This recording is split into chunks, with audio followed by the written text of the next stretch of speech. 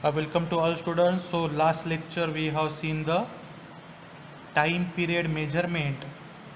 Time period आपल्याला काढायचा आहे and frequency measurement using CRO. CROच्या हेल्पने we have to measure the time period and the frequency. त्याच्यामध्ये एक homework दिलं होतं तुम्हाला की CROच्या स्क्रीनवर हा सिग्नल डिस्प्ले केलेला आहे अँड CROमध्ये टाईम पर डिव्हिजनची व्हॅल्यू किती आहे 1 मिलीसेकंद आहे आणि we have to calculate the time period and the frequency. तर आपल्याला टाईम पिरियड काढायचा आहे म्हणून आपल्याला इथे काय मोजायला लागणार आहे हॉरिझॉन्टल डिव्हिजन्स. बरोबर आहे. तर we have to measure here the horizontal division. त्यानंतर आपल्याला कोणाची व्हॅल्यू माहीत पाहिजे we have to know the time per division of ती व्हॅल्यू आपल्याला माहीत आहे. तर टाईम पिरियड काढण्यासाठी आपल्याकडे फॉर्म्युला काय आहे की नंबर ऑफ हॉरिझॉन्टल डिव्हिजन मोजायचे. तिथे किती डिव्हिजन आहे बघा एक सायकल पूर्ण होण्यासाठी किती डिव्हिजन लागले 1 2 3 तर 3 डिव्हिजन लिहिले. So number of division into time per division. तर टाईम पर डिव्हिजनचं व्हॅल्यू किती आहे 1 मिलीसेकंद. तर 1 मिलीसेकंद याला मल्टिप्लाय जर केलं तर टाईम पिरियड आपल्याला किती भेटला 3 मिलीसेकंद हा झाला. त्यानंतर we know that formula of frequency is 1 divided by time period and what is the unit of frequency hertz.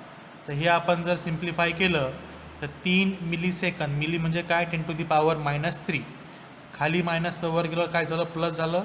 तर याची व्हॅल्यू जर आपण कॅल्सीने कॅल्क्युलेट केली तर किती येणार 333.3 हर्ट्स. तर हे झालं आपलं टाईम पिरियड आला 3 मिलीसेकंद आणि फ्रिक्वेन्सी आली 333.3 hertz.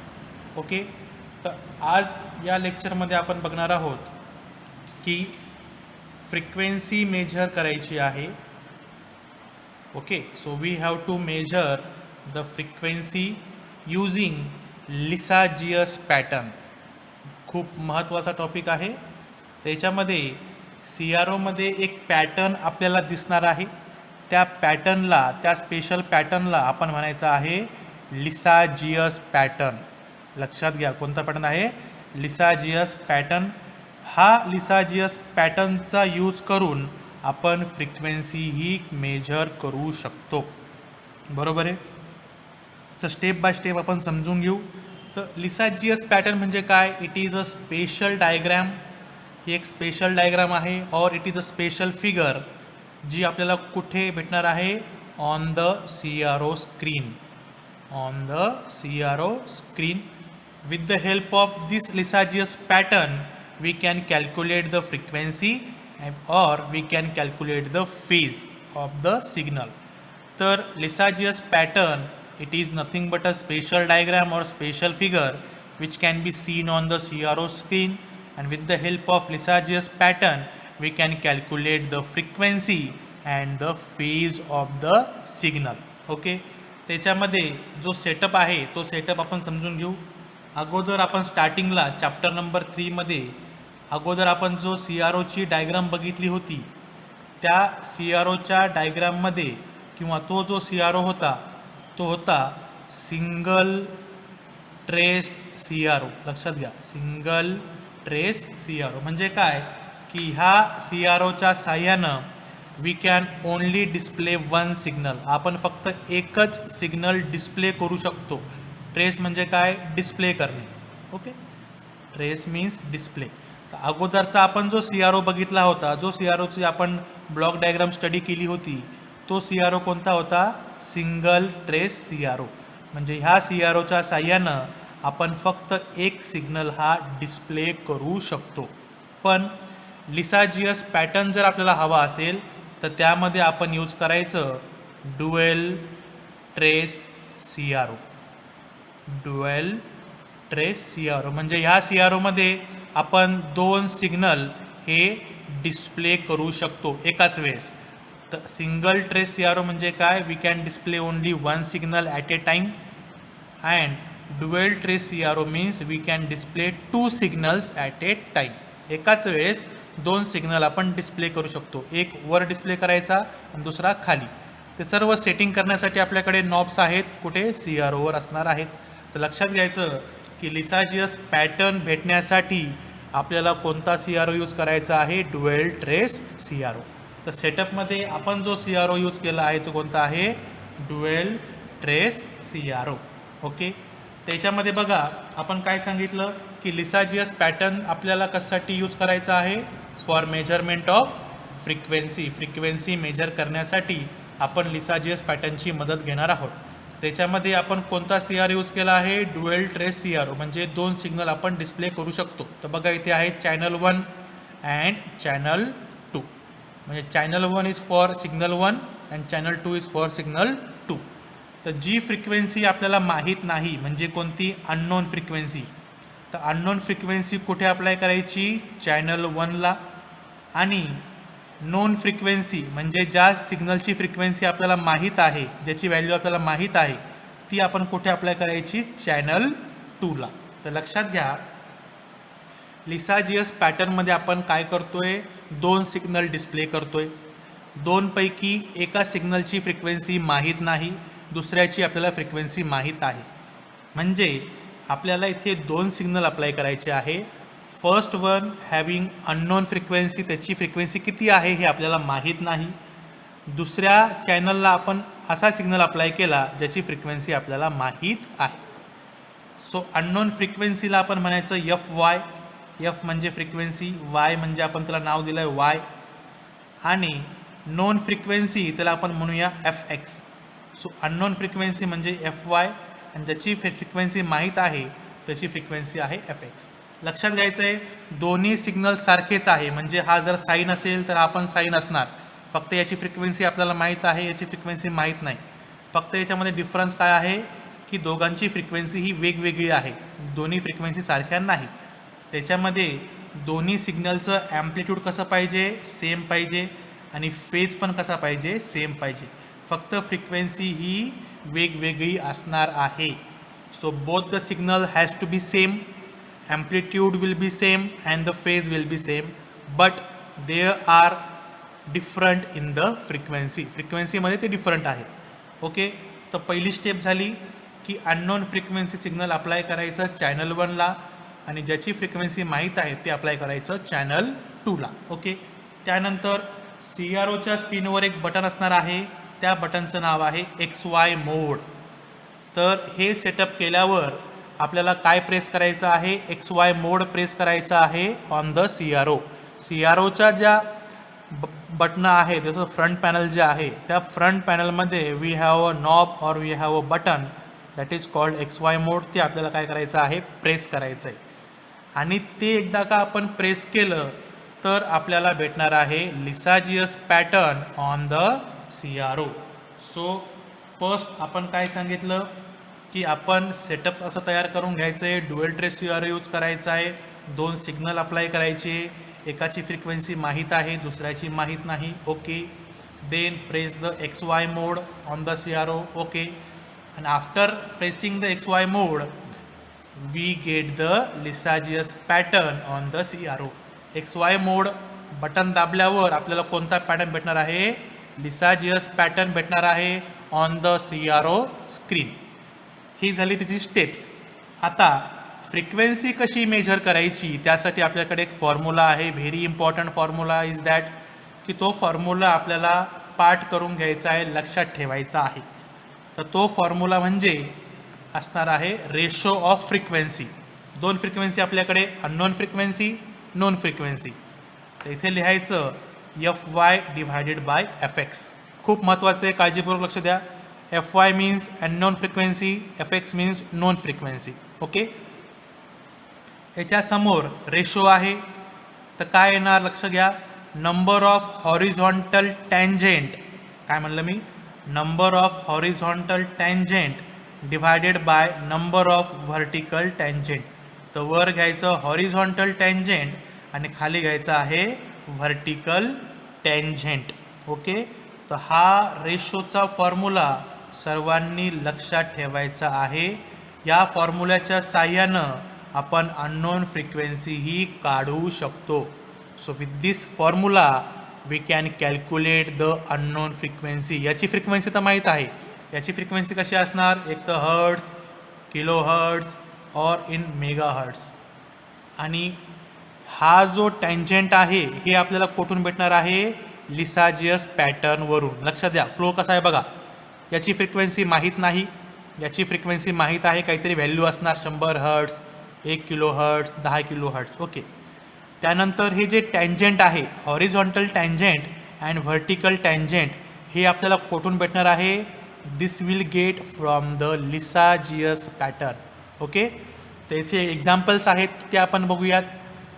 Formula is very important.